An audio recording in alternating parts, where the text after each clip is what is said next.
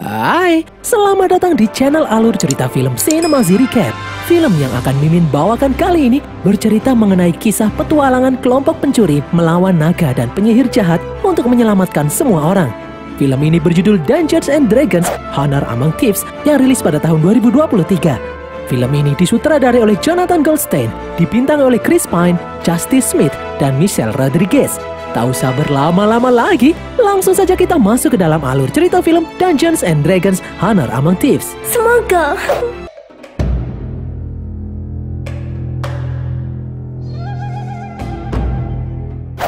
Edchin Darvis dan Holga Kilgore adalah napi yang sudah dipenjara selama 2 tahun karena kasus pencurian.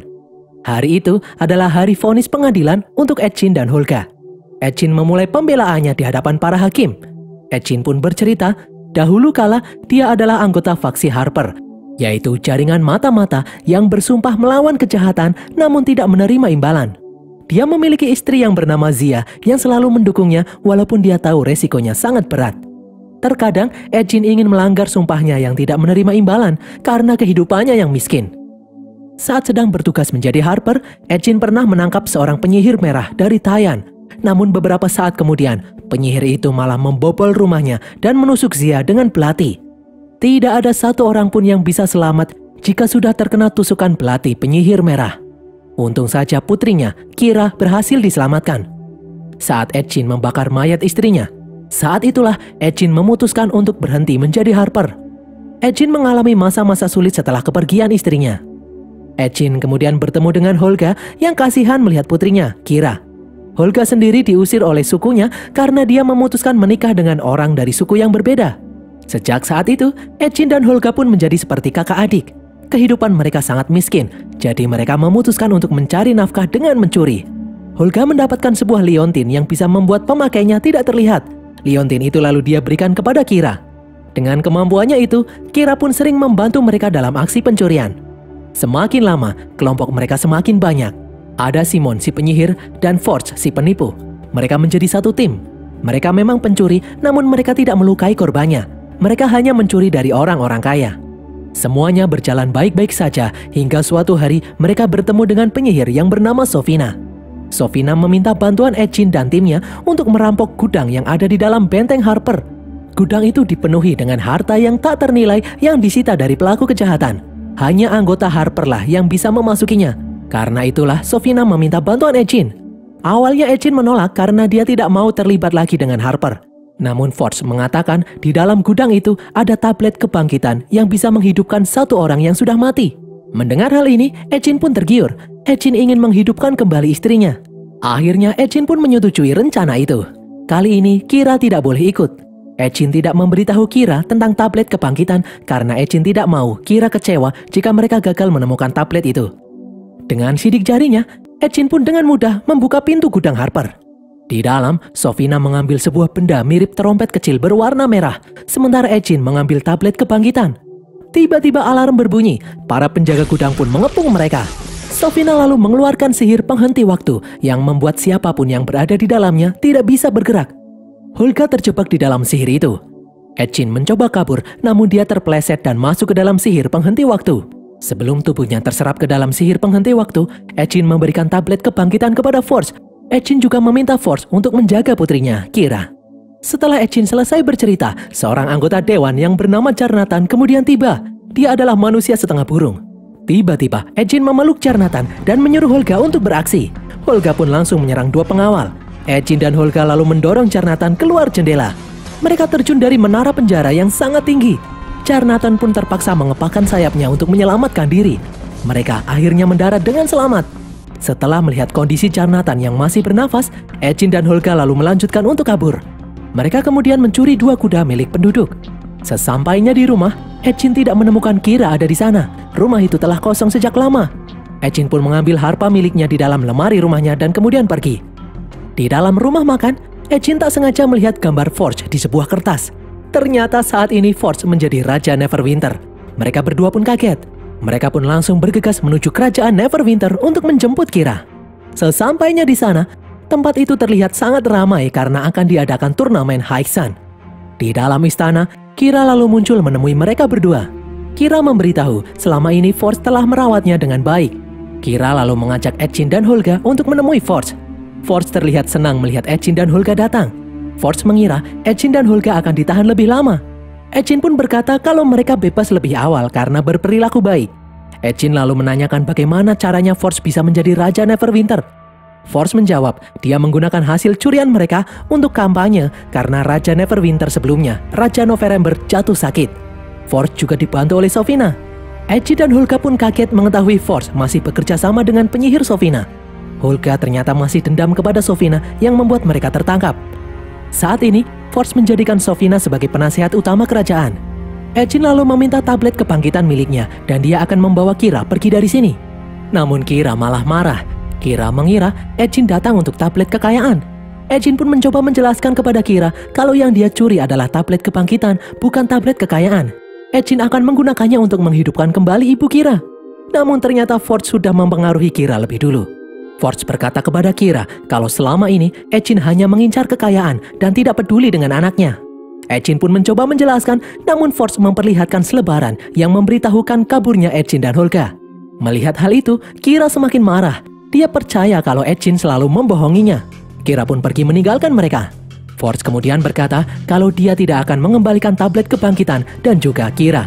Saat Etchin dan Holga akan menyerang, Sofina menggunakan sihirnya menjebak mereka berdua di dalam lantai. Ternyata sejak awal Force sudah bekerja sama dengan Sofina untuk menjebak Etchin, Holga, dan Simon. Namun Simon berhasil kabur. Force sudah merencanakan hal ini sejak lama untuk membuat dirinya menjadi Raja Neverwinter. Force lalu memanggil pasukannya untuk membawa Etchin dan Holga kembali ke dalam penjara. Namun Sofina malah menyuruh pasukan itu untuk membunuh Etchin dan Holga. Di tengah jalan, Holga berhasil melawan para pasukan yang menahannya. Sementara Etchin sibuk melepaskan diri dari ikatan. Setelah mereka berhasil mengalahkan semua penjaga, Etchin dan Holga pun langsung kabur. Di jalanan, Etchin dan Holga berpikir bagaimana caranya agar bisa membawa Kira pergi.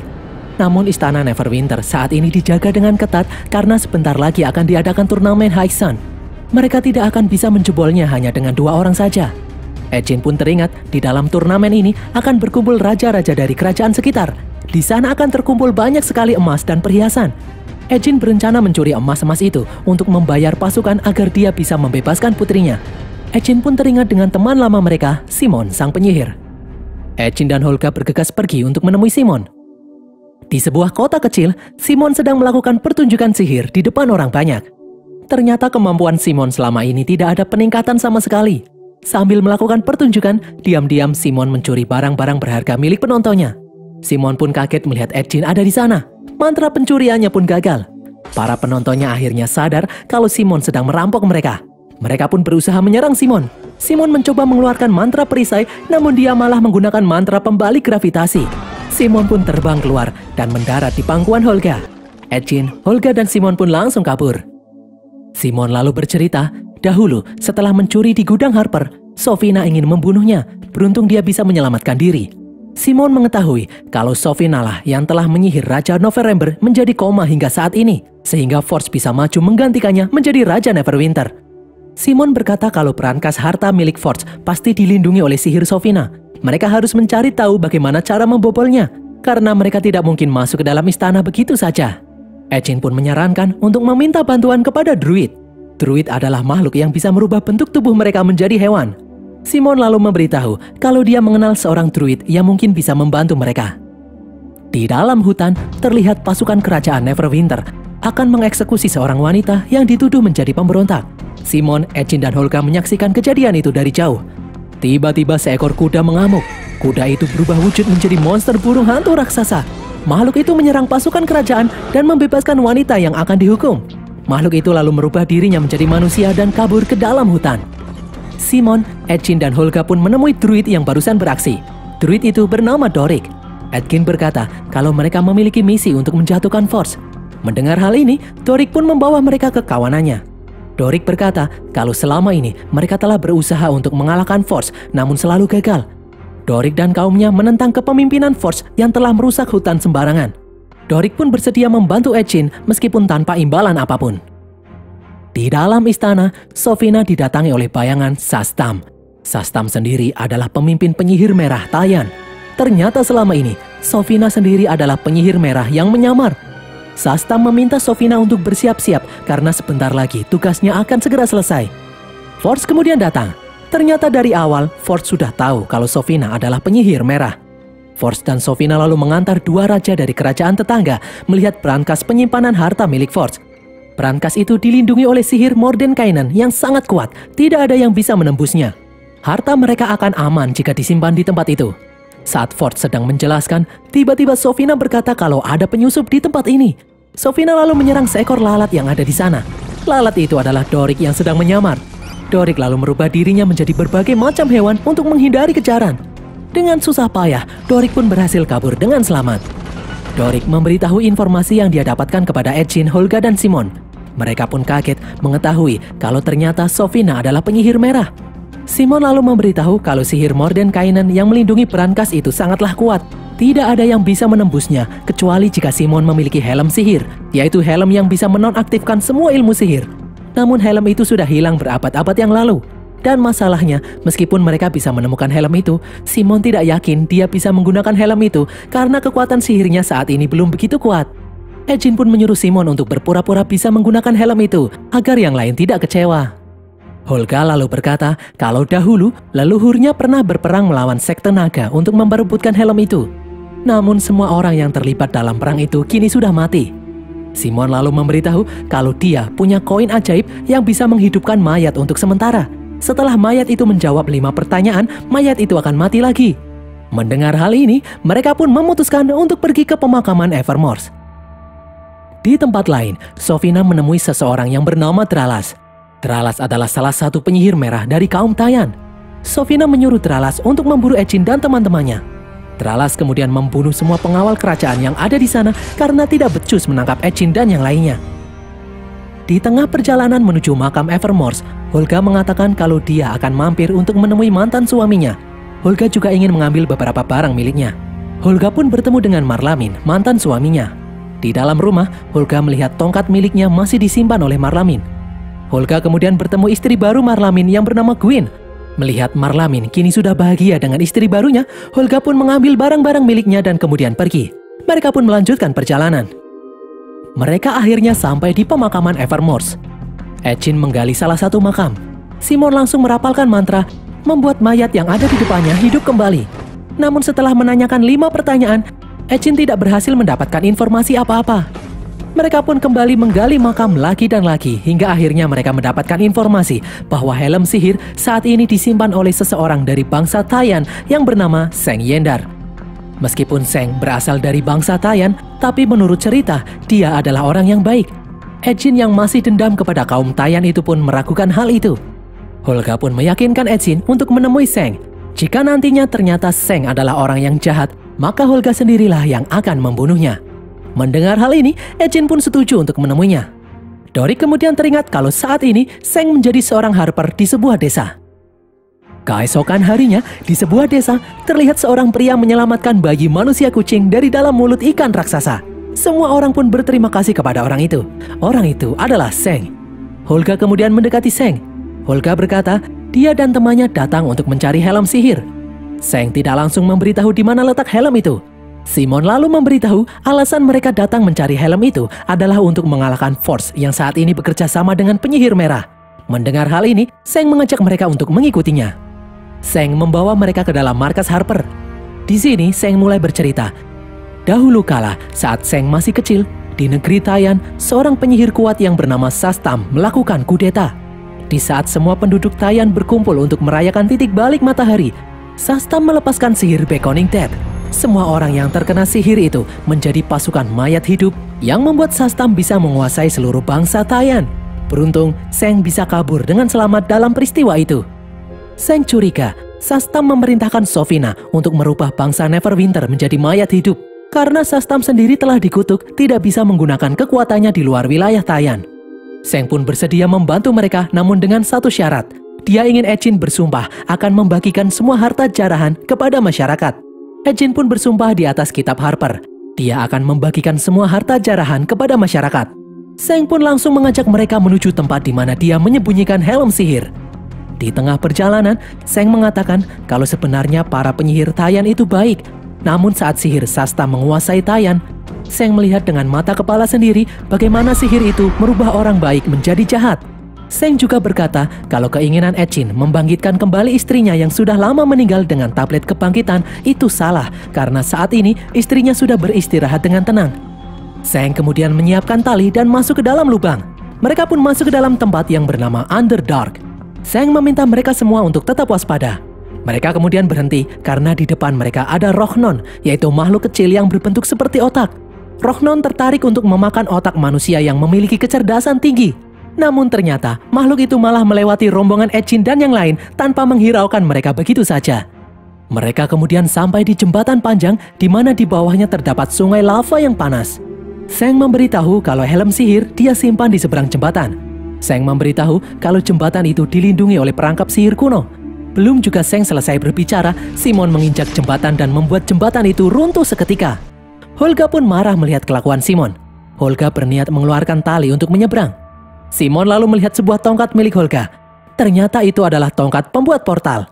Dengan tongkat itu, Simon lalu membuat 2 portal untuk menyeberangi jembatan. Mereka pun akhirnya berhasil menyeberangi sungai lava dengan mudah. Seng kemudian membuka tempat helm dan menyerahkan helm sihir itu kepada Echin. Tiba-tiba, Dralas dan anak buahnya muncul menghadang mereka. Seng kemudian maju seorang diri. Seng berhasil mengalahkan anak buah Dralas dengan mudah. Dengan susah payah, Seng juga berhasil mengalahkan Dralas. Namun, Seng malah mengajak yang lain untuk bergegas kabur. Ternyata, Dralas dan anak buahnya adalah mayat hidup. Mereka pun hidup kembali. Saat sedang mencoba kabur, tiba-tiba Echin dan teman-temannya terlempar oleh sesuatu. Tempat itu pun mulai bergetar. Muncul seekor naga gemuk keluar dari sarangnya. Naga itu meluncur memakan pasukan Tayan. Naga gemuk itu menabrak rantai raksasa membuat tempat itu jadi tidak stabil. Setelah memakan semua pasukan Tayan, kini naga itu mengejar Echin dan teman-temannya. Simon menciptakan portal untuk kabur. Echin hampir dimakan naga, beruntung Seng menolongnya. Mereka kemudian masuk ke dalam gua yang ternyata buntu. Kepala naga pun juga ikut terjebak di dalam sana. Echin melihat tetesan air dari atas gua. Itu adalah air asin. Artinya saat ini mereka ada di bawah laut. Echin langsung menyuruh Holga untuk menyerang naga agar naga itu semakin marah. Echin kemudian menyuruh Simon mengeluarkan api dari jari tangannya. Saat naga itu marah, keluar percikan api dari mulutnya. Hal itu pun memancing ledakan hebat. Mereka langsung berlindung di bawah air. Mereka pun akhirnya berhasil keluar dari dalam laut. Setelah sampai di pantai, Seng kemudian pamit karena tugasnya telah selesai. Echin pun berterima kasih karena Seng telah menyelamatkan hidupnya. Kini giliran tugas Simon berusaha menguasai helm sihir. Saat Simon memakainya, muncul bayangan seseorang datang menghampiri. Itu adalah kakek buyutnya yang berkata kalau Simon adalah penyihir yang lemah dan mempermalukan keluarga. Tiba-tiba helm itu terlepas dari kepala Simon dan membuat Simon terlempar. Simon pun mencobanya lagi, namun dia terlempar kembali. Echin menyuruh Simon untuk terus berusaha karena mereka hanya mempunyai waktu 6 jam lagi sebelum turnamen High Sun dimulai. Malam harinya, Simon membangunkan Echin. Simon berkata kalau dia tidak bisa menggunakan helm sihir. Simon pun kesal karena dia sudah memberitahu Echin kalau dia tidak bisa menggunakan helm itu, namun Echin masih memaksanya. Echin pun menyuruh Simon untuk tidak usah khawatir, dia akan memikirkan rencana lain. Di sini, Dorik, Simon, dan Holga sudah mulai putus asa karena rencana mereka gagal. Echin pun meyakinkan mereka untuk tidak menyerah, karena kalau mereka masih mau kembali berusaha, mereka belum bisa dikatakan gagal. Namun jika mereka menyerah saat ini, maka saat itulah mereka akan gagal. Echin berkata kalau dia tidak akan pernah menyerah apapun yang terjadi. Mereka pun bersama-sama memikirkan rencana lain untuk membobol berangkas harta milik Force. Holga lalu memiliki ide untuk membuat portal ke dalam berangkas harta. Namun sayangnya mereka harus masuk ke sana lebih dulu untuk membuat portal. Echin kemudian teringat akan ada rombongan pasukan yang membawa harta-harta itu sebelum dimasukkan ke dalam berangkas. Mereka akan menyelipkan portal di dalam salah satu lukisan yang nantinya lukisan itu akan masuk ke dalam berangkas. Pagi harinya, mereka pun mulai menjalankan rencana. Echin membeli sebuah figura lukisan. Dorik kemudian menempelkan getah di sekitar figura. Setelah itu, Simon meletakkan portal di tengah figura. Di jalanan, Echin menempelkan figura itu di bawah kereta yang membawa harta. Simon lalu membuat portal di tanah yang menampilkan bagian bawah kereta. Holga lalu melepaskan kayu kereta agar Dorik bisa masuk. Di dalam kereta, Dorik memasang foto di figura itu untuk menutupi portal. Setelah itu, Dorik pun berubah menjadi lalat dan kemudian kabur. Di dalam istana, Force menyampaikan pidatonya di acara pembukaan turnamen High Sun. Di suatu tempat, Simon memunculkan portal yang tersambung dengan portal di figura. Namun ternyata figura itu jatuh menghadap lantai. Mereka pun tidak bisa memasukinya. Dorik kemudian berusaha membuat celah dengan mencongkel lantai. Nantinya Dorik akan merubah tubuhnya menjadi cacing dan memasukinya. Sambil menunggu Dorik membuat celah, Echin menyuruh yang lain untuk kembali ke rencana awal, yaitu Simon harus bisa menguasai helm sihir. Echin masih yakin kalau Simon pasti bisa menggunakan helm sihir. Echin, Simon dan Holga pun langsung pergi menuju istana, meninggalkan Dorik yang masih berusaha membuat celah. Di depan istana, Echin dan yang lain mengecoh penjaga istana dengan sihir Simon. Namun tiba-tiba kaki Simon tersandung. Mereka pun ketahuan. Mereka langsung kabur masuk ke dalam istana. Echin menyuruh Simon dan Holga untuk mencari perankas, sementara dia akan menyelamatkan Kira. Di tengah jalan, Simon dan Holga dihadang beberapa pasukan. Holga pun menyuruh Simon untuk mencari perankas.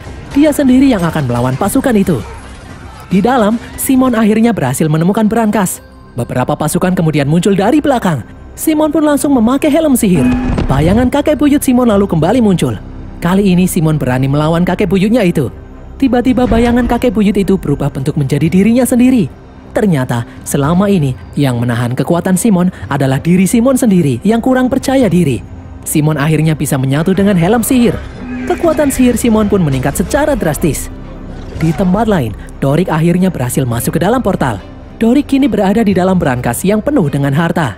Sementara itu di dalam istana, Simon dan Holga pun juga berhasil masuk ke dalam berangkas. Namun, Simon dan Holga tidak menemukan apa-apa di tempat itu. Ternyata Dorik ada di tempat lain. Dorik lalu memeriksa keadaan sekitar. Ternyata Dorik ada di pelabuhan. Dorik melihat para pengawal membawa harta Force ke dalam sebuah kapal. Seorang prajurit kemudian memukul Dorik hingga pingsan. Di dalam berangkas, tiba-tiba muncul tentakel besar yang mengikat Simon dan Holga. Di tempat lain, Echin akhirnya berhasil bertemu dengan Kira. Echin mengajak Kira untuk pergi. Namun tiba-tiba Kira tertawa dengan aneh. Ternyata yang dia temui ini adalah Sofina yang menyamar menjadi Kira.